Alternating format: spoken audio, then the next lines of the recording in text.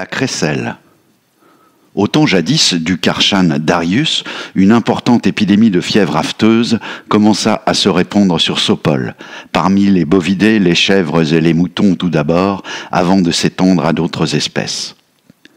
En quelques mois, les ressources carnées se raréfièrent et une partie des habitants du continent connut la plus grande famine qui exista jamais.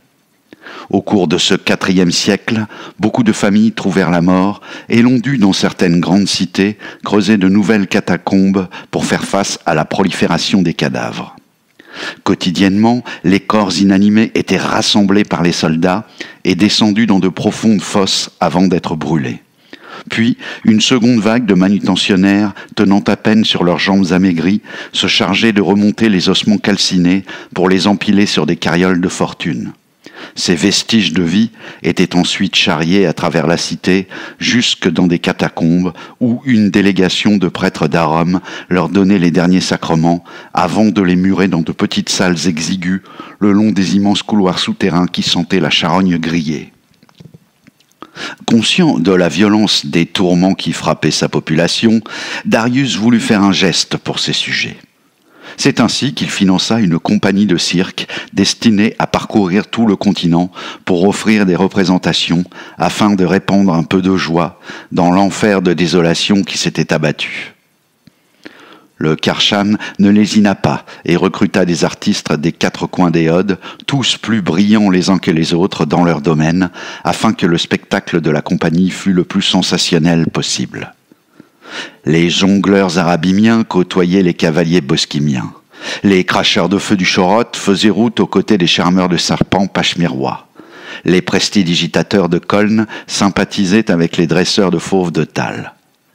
Partout où la compagnie de la crécelle donnait des représentations, les yeux des enfants brillaient à nouveau et les habitants oubliaient pour un temps la misère de ce IVe siècle pourrissant.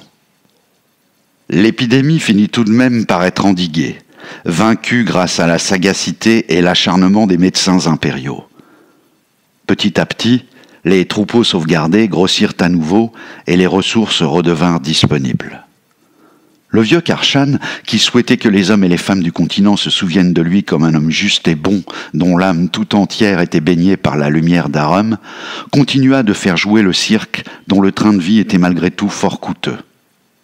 À sa mort, son fils Leiko monta sur le trône de l'Empire du Soleil. Malheureusement, il était encore jeune et fougueux, et son immaturité politique le fit succomber rapidement aux sirènes des conseillers belliqueux qui le décidèrent à entamer une nouvelle guerre d'expansion sur les terres d'Atlou. Rapidement, les caisses du trésor impérial furent sollicitées pour recruter des soldats, entretenir le matériel de guerre et fabriquer des nouvelles armes. Leiko décida brutalement de suspendre les crédits accordés à la compagnie de la crécelle. Privée de moyens, la compagnie fut contrainte d'abandonner son itinérance spectaculaire et l'incroyable communauté de saltimbanques finit par trouver refuge dans un petit village abandonné du nord des terres de feu. Parmi la population de Korm, la déception fut immense, d'autant que la renommée prestigieuse de la compagnie de la crécelle était alors dans tous les esprits. Comprenant, avec un temps de retard, que sa décision était fort maladroite, Leiko chercha comment régler ce nouveau problème. Toujours sous l'influence de ses conseillers les plus abjects, qui en réalité gouvernaient à sa place, il trouva judicieux d'envoyer sur place un petit commando d'agents de la Serpe d'Argent, afin de se débarrasser une bonne fois pour toutes de ces gens du voyage qui s'interposaient entre lui et le peuple.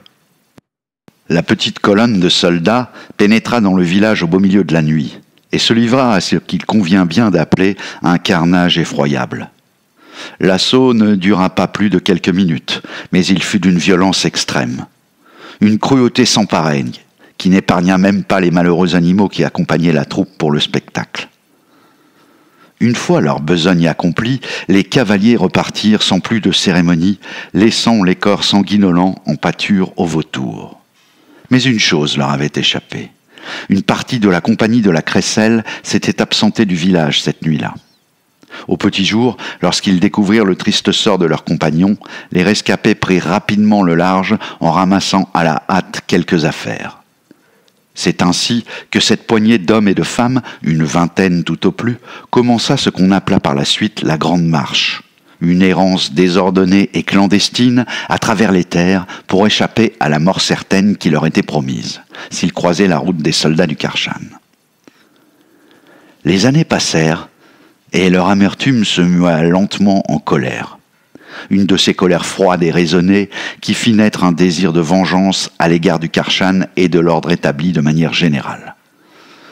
Comme il fallait bien qu'ils gagnent leur vie pour subvenir à leurs besoins et que les villes leur semblaient interdites, les saltimbanques prirent alors l'habitude de se déguiser et apprirent à passer inaperçus. Au bout de quelques années, alors que de nouvelles naissances étaient venues grossir ses rangs, les besoins de la communauté commençaient à devenir importants. Les membres de la compagnie choisirent alors de faire d'une pierre deux coups et décidèrent de se consacrer à des activités lucratives et illégales. Aveuglés par le désir de vengeance, ils abandonnèrent le nom de la compagnie de la Crécelle pour celui de la Crécelle. Et, après avoir franchi la frontière de Corme, ils s'installèrent clandestinement dans la cité d'Okovar pour y fonder ce qui allait devenir la guilde d'assassins la plus célèbre et la plus redoutable qu'Éode ne connut jamais.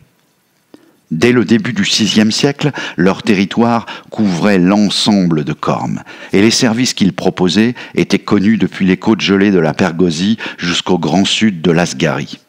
Empoisonnement, défenestration, tranchage de gorge, étranglement, éviscération, pendaison, décapitation, écartèlement, les membres de la Crécelle offraient des prestations impressionnantes, tant par leur diversité que par leur efficacité.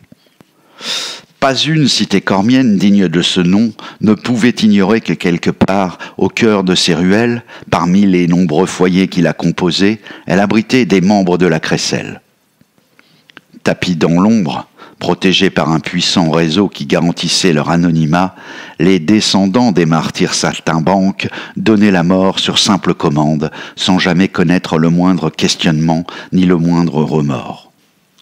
Il est de notoriété publique que les assassins encagoulés de la Crécelle prennent le soin particulier de signer chacun de leurs crimes en marquant leurs victimes au fer rouge d'un triangle qui symbolise un chapiteau. Plusieurs enquêtes officielles, déposées depuis aux archives de la Serpe d'Argent, mentionnent que la Crécelle est soupçonnée d'avoir été mêlée à diverses affaires politiques. Un bon poison fonctionne toujours mieux qu'un long discours à la tribune, et si l'on ne peut parvenir à faire augmenter les votes en sa faveur, réduire le nombre des opposants est toujours une option qui demeure ouverte.